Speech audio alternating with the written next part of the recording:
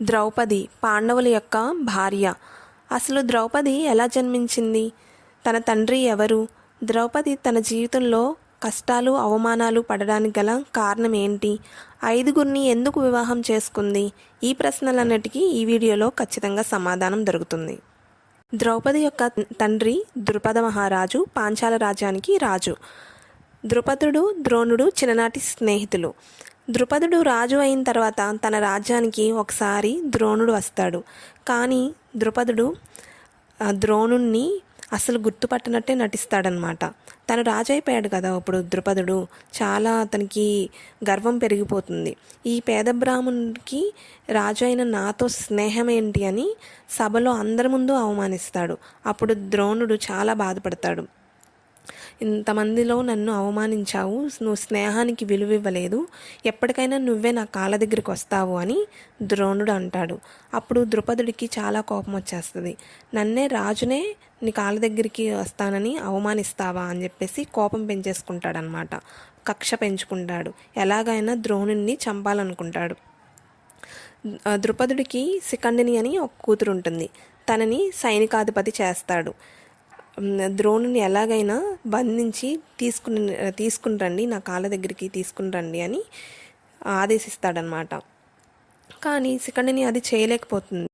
ద్రుపదుడు చాలా కోప్పడతాడనమాట. అంటాడు శిఖండినితో, అసలు అమ్మాయిలు కుమార్తెలు యుద్ధం చేస్తారని అనుకోవడం నాది తప్పు, అమ్మాయిలు ఏమీ చేయలేరు అని అంటాడు. అంటే మనకు అర్థమయ్యే భాషలో చెప్తున్నాను. అంటే అమ్మాయిల పట్ల ఎంత చిన్న చూపు ఉందంటే ద్రుపద మహారాజుకి అప్పుడు చాలా అంటే చాలా అవమానించాడు శిఖండిని. అసలు శిఖండిని అసలు పట్టించుకునేవాడు కాదు అప్పటి నుంచి. అప్పుడు ఏం చేశాడు, ఎట్లయినా ద్రోణుని ఓడించాలి అంటే యుద్ధంలో తనకి కుమారుడు కావాలి అని అనుకుంటాడు. ఎలాగైనా కుమారుని పొందాలి అని యజ్ఞం చేస్తాడు. అప్పుడు దేవతలు ప్రత్యక్షమయ్యి కుమారుని ప్రసాదిస్తారు. అతని పేరే దృష్టద్యుమ్నుడు. అతని యజ్ఞానికి మెచ్చి కుమారుని ఎలా ప్రసాదించారో దేవతలు చెప్తారు.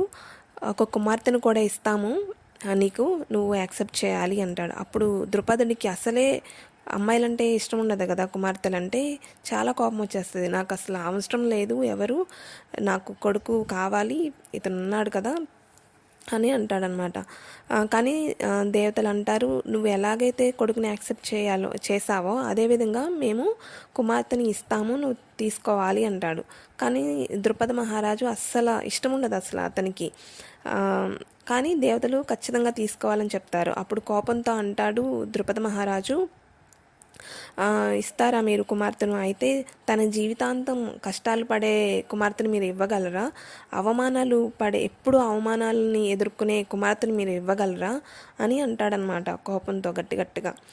యజ్ఞం చేసి ఏదైనా కోరుకుంటే అది జరుగుతుంది కదా. అప్పుడు దేవతలు కుమార్తెను ప్రసాదిస్తారు. ఆమె అగ్నిలో నుంచి పుడుతుందన్నమాట. ఆమె ద్రౌపది. ఇప్పుడు ద్రౌపది తన జీవితంలో అన్ని అవమానాలు కష్టాలు ఎందుకు ఎదుర్కొందో అర్థమైంది కదా. ఇట్లా తన తండ్రే కోరుకుంటాడనమాట తెలియకుండా. ఇప్పుడు కుమారుడు ఇద్దరు ఉన్నారు ద్రుపద మహారాజుకి. కానీ కొడుకుని మాత్రం దృష్టద్యుమ్నుడిని మాత్రం రాయల్ ఎంట్రీ ఇప్పిస్తాడనమాట. అందరి ముందు మంచి ఏర్పాట్లు చేసి ఘనంగా ఆహ్వానిస్తాడు. కానీ ద్రౌపదిని అసలు పట్టించుకోడు. ఎందుకంటే అతనికి అమ్మాయిలంటే ఇష్టం ఉన్నది కదా. ద్రౌపది వచ్చి ఆశీర్వాదం తీసుకోవడానికి ట్రై చేసినా కానీ ద్రుపదుడు ఇలా వెనక్కి జరిగిపోతాడనమాట. కానీ అయినా కానీ ద్రౌపది వెళ్ళి కాళ్ళకి నమస్కారం చేస్తుంది. తర్వాత శిఖండిని అడుగుతుందనమాట, ఏంటి నేను పుట్టడం మన తండ్రికి ఇష్టం లేదా అని అడుగుతుంది. కానీ శిఖండిని అప్పుడు ఏమీ చెప్పదు. తర్వాత ఒకసారి ఏమవుతుందంటే, ఇంకా అప్పుడు దృష్టద్యుమ్నుడు వచ్చాడు కదా, ఇంకా శిఖండినికి ఆ సైనికాధిపతి బాధ్యతలు తన నుంచి తీసుకుని ఇతని దృష్టద్యుమ్నునికి ఇచ్చేస్తాడనమాట. శిఖండిని చాలా బాధపడుతుంది. అది చూసి ద్రౌపది అంటది, ఎట్లా అయినా వెళ్ళి మనం తండ్రిని నేను అడుగుతాను, ఇలా శిఖండిని నుంచి తీసుకోవద్దు, తనకే ఉంచండి ఆ పదవి అని అడుగుతాను అంటది. శిఖండిని వద్దని చెప్పినా ద్రౌపది వెళ్ళి అడుగుతుంది అనమాట. ద్రౌపది నేచర్ కూడా అంతే ఉంటుంది. తను అన్నీ ప్రశ్నిస్తుంది అనమాట. ఏదన్నా జరిగితే ఎందుకు ఇట్లా అని తన ప్రశ్నించే నేచర్ అనమాట. వెళ్ళి అడిగితే అప్పుడు ద్రుపద మహారాజు చాలా కోప్పడతాడనమాట. అసలే తనకి అమ్మాయిలంటే ఇష్టం ఉండదు కదా, వచ్చి నన్ను ఇలా అడుగుతుందా అని చెప్పేసి ద్రౌపదిని కూడా అవమానిస్తాడు. నువ్వు అర్జెంటుగా ఇక్కడి నుంచి వెళ్ళిపో, లేకపోతే నేను నిన్ను ఏమైనా చంపేయగలను అని చెప్తాడనమాట. సైనికులకి చెప్తాడు, ఈమెను తీసుకెళ్ళి ఆ గేటు బయట వదిలేయండి, పంపించేయండి అని అంటాడనమాట. అప్పుడు ద్రౌపది షాక్ అవుతుంది, చాలా బాధపడుతుంది. నాకు ఇంత అవమానం జరిగింది కదా అని, నేనే వెళ్ళిపోతాను ఈ రాజ్యం నుంచి అని చెప్పేసి అట్లా నిదానంగా నడుచుకుంటూ బాధగా అట్లా వెళ్ళిపోతుంది అనమాట. శిఖండిని ద్రౌపదిని ఆపాలని చూసినా ఆమె ఆగదు. ఇప్పుడు శిఖండిని అనుకుంటుంది మనసులో, ద్రౌపదికి అసలు బాల్యం అంటే ఏంటో తెలియదు కదా, అంటే తను చిన్నప్పటి నుంచి పెరగలేదు కదా, ఇట్లా వరంతో పుట్టింది, తను అగ్ని నుంచి వచ్చింది, తనకి బయట సమాజం అంటే ఏంటో తెలియదు, ఎలా ఉండాలో తెలియదు అని శిఖండిని బాధపడుతుందన్నమాట. అయితే వెళ్ళి ఒక కొలం దగ్గర నుంచుని చూస్తూ ఉంటుంది ద్రౌపది, చాలా బాధపడుతూ ఉంటుంది. అప్పుడు కృష్ణుడు వస్తాడు. వచ్చి, కృష్ణుడు అంటే తెలుసు కదా, తను ఎవరి మనసునైనా మార్చేస్తాడు.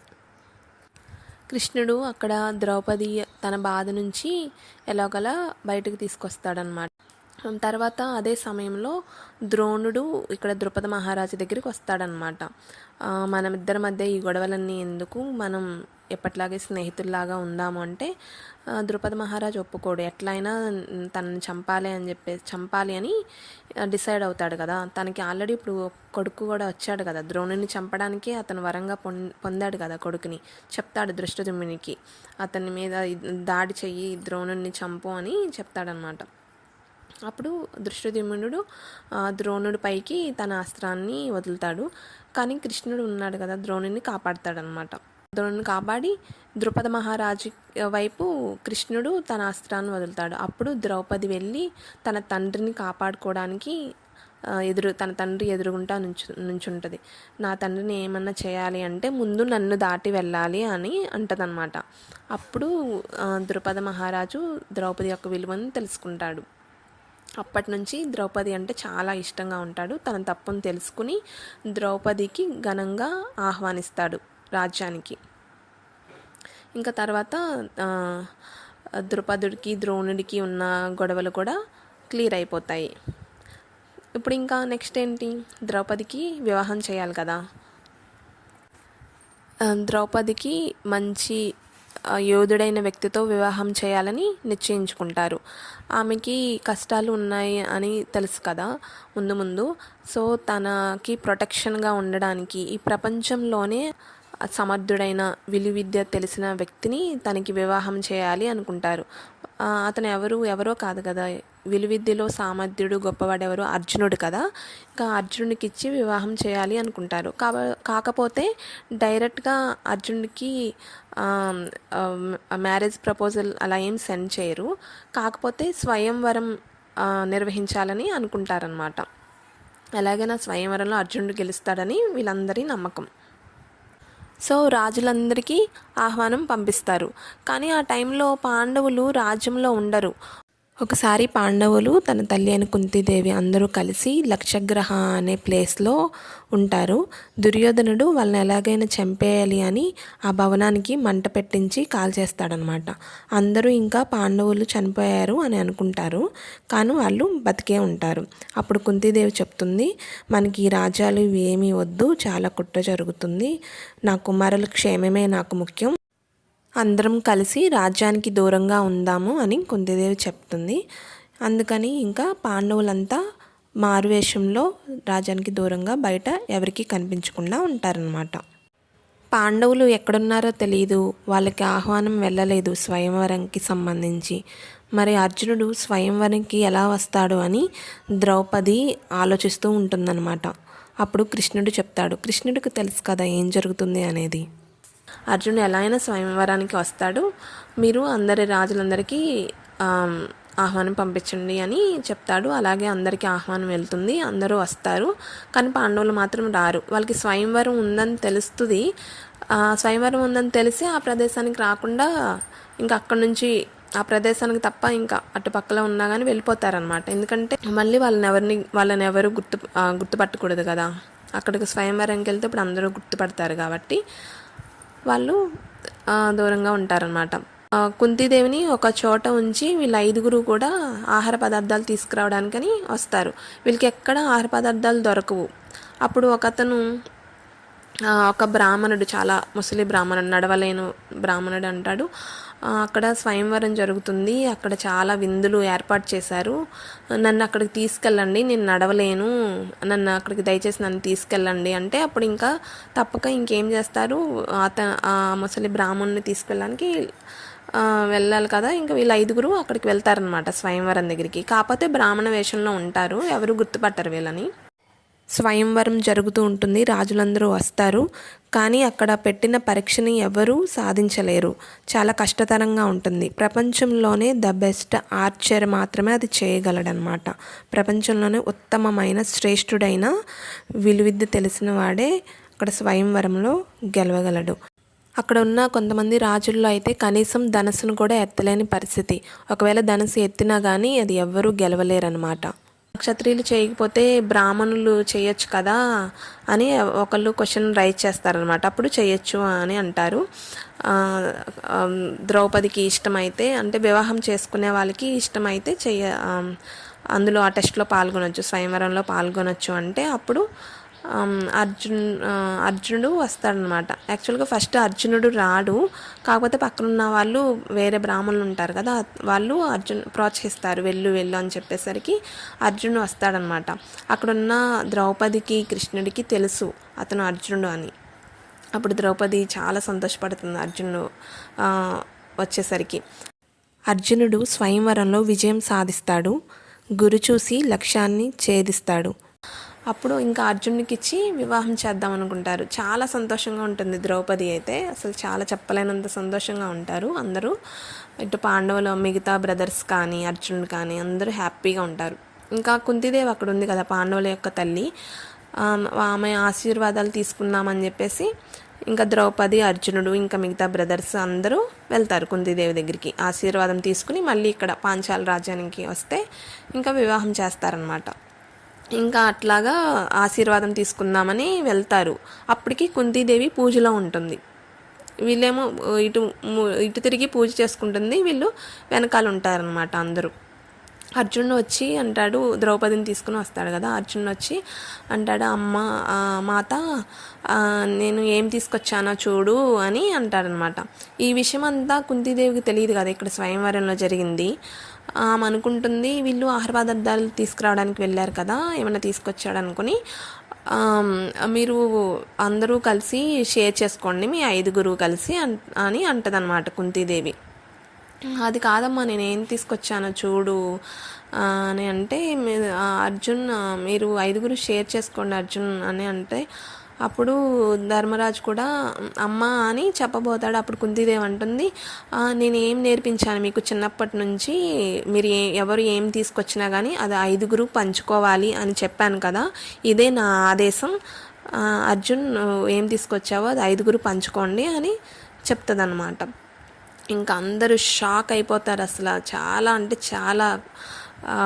ధర్మరాజుకి కూడా ఇంకా కోపం వస్తుంది, షాక్ అవుతారు, అసలు ఏం చేయాలో తెలియని పరిస్థితి. ద్రౌపది అయితే అర్జున్ని చాలా అంటే చాలా ఇష్టపడింది. స్వయంవరానికి అర్జున్ రావాలి అని చెప్పేసి ఎంత వెయిట్ చేసిందో, కానీ ఇప్పుడు ఇలా జరిగేసరికి ఆమె చాలా డిసప్పాయింట్ అవుతుంది అనమాట. ఇంకా అప్పుడు ఏం చేయాలో అర్థం కాదు. ఇంకా మిగతా 4 బ్రదర్స్ అంటారు, అర్జునుడు ద్రౌపదిని వివాహం చేసుకుంటాడు, ఇంకా మేము 4 ఎప్పుడూ ఆమెకి కనబడము, మేము సన్యాసం తీసేసుకుంటాము అని అంటారనమాట. కానీ అలా చేయడం కరెక్ట్ కాదు కదా, మా కోసం వాళ్ళ జీవితాలను అలా చేయడం కరెక్ట్ కాదు కదా అని అర్జునుడు అంటాడనమాట. ద్రౌపదికి చెప్తాడు, ఇప్పుడు మన వివాహం కావడం కోసం వాళ్ళు సన్యాసం తీసుకుంటే అది మన మ్యారేజ్ లైఫ్కి ఎంతవరకు యూజ్ అవుతుంది, మన మ్యారేజ్ లైఫ్ ఎంతవరకు బాగుంటుంది, అలా జరిగితే అలా జరగకూడదు అని చెప్తాడనమాట. ఇంకా ఒక సొల్యూషన్ ఉంది, అదేంటంటే అర్జునుడిని పెళ్లి చేసుకోకుండా వెళ్ళిపోవాలి, లేకపోతే 5గురిని పెళ్లి చేసుకోవాలి. ఒకవేళ అర్జునుడిని పెళ్లి చేసుకోకుండా వెళ్ళిపోతే కనుక మళ్ళీ ద్రౌపదిని ఇంకెవరు పెళ్లి చేసుకుంటారు? ఇట్లా స్వయంవరంలో ఒక వ్యక్తి గెలుచుకున్న తర్వాత మళ్ళీ వేరే ఆ పెళ్లి చెడిపోతే మళ్ళీ వేరే వాళ్ళు చేసుకోరనమాట. అది తన లైఫ్కి ఎఫెక్ట్ అవుతుంది. ఇప్పుడు 5గురిని చేసుకోవాలంటే అసలు సమాజంలో తను ఎన్ని అవమానాలు ఎదుర్కోవాలి, ఎన్ని కష్టాలు పడాలి, ఏ విధంగా అయినా కానీ అది తనకి చాలా అంటే చాలా బాధ. అలాంటి కన్ఫ్యూజన్లో చివరికి ఇంకా 5గురిని వివాహం చేసుకోవడానికి ద్రౌపది అంగీకరిస్తుంది. ఈ విధంగా తను 5గురిని వివాహం చేసుకోవాల్సి వస్తుందన్నమాట. ఈ విధంగా 5గురిని వివాహం చేసుకుంటుంది ద్రౌపది.